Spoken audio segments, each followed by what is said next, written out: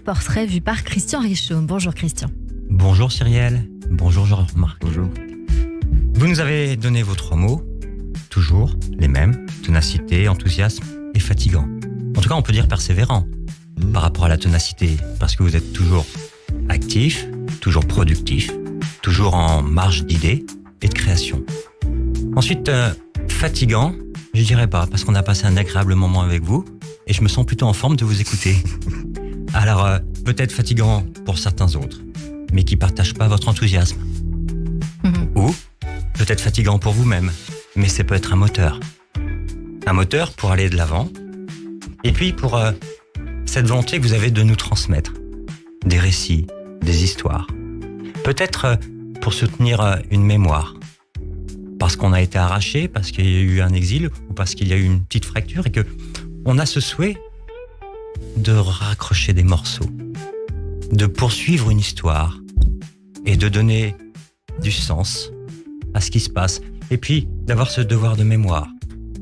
Alors vous êtes un humaniste, un universalisme, qui veut transmettre cette idée. Et on vous voit calme, serein. Dans votre regard, on retrouve votre enthousiasme. C'est dommage pour nos éditeurs qu'ils ne le voient pas. Et vous êtes posé, avec des convictions. Vous êtes capable de dire les mots, mais avec une émotion mesurée.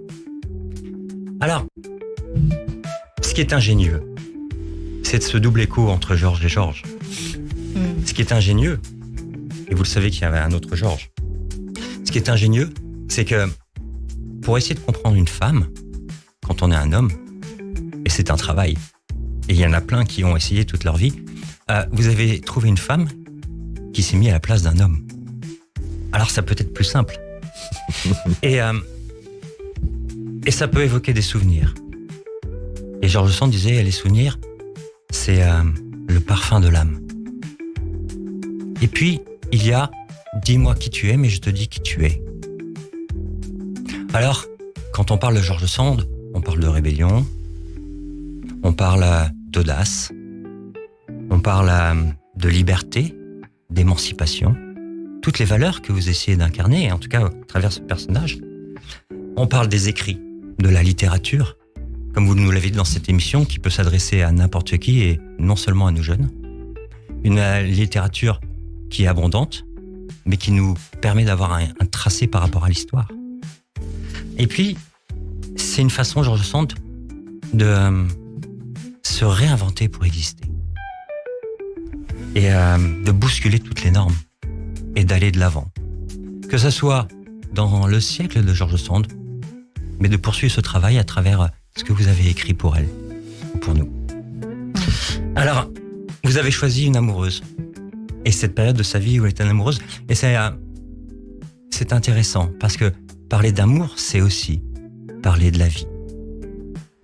Georges Sand disait, il n'y a qu'un bonheur dans la vie, c'est d'aimer et d'être aimé. Alors vous nous parlez d'amour, et vous nous parlez de la façon dont elle a aimé. Et on l'a vu dans cette émission avec des petits, entre guillemets, ou grands partenaires. Et des fois, on aime et c'est une surprise. Mais en fait, c'est le bonheur de cette vie. Et c'est peut-être ce bonheur que vous nous donnez dans cette émission. Alors, Georges a écrit pour Georges. Et c'est l'histoire d'un double écho. Entre de la ténacité et l'enthousiasme et la rébellion. Entre de la mémoire et de l'audace. Alors Georges Sand a pris le prénom d'un homme pour exister. Et Jean-Marc, vous lui redonnez un prénom de femme pour rayonner. Merci beaucoup Christian Richaud pour ce très joli portrait en direct aujourd'hui sur l'antenne de Radio J. On se dit à très vite, parce qu'il y a les fêtes de Pessard évidemment. À très très vite. Merci beaucoup.